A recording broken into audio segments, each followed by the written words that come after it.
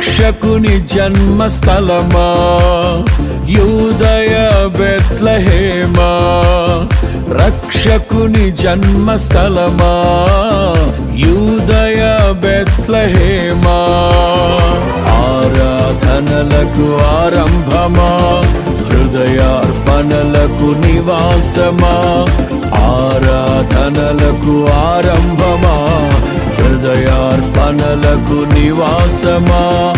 ఎందుకో ఇంత భాగ్యము దాచి ఉంచే ప్రభు నీ కోసము, ఎందుకో ఇంత భాగ్యము దాచి ఉంచే ప్రభు నీ కోసము.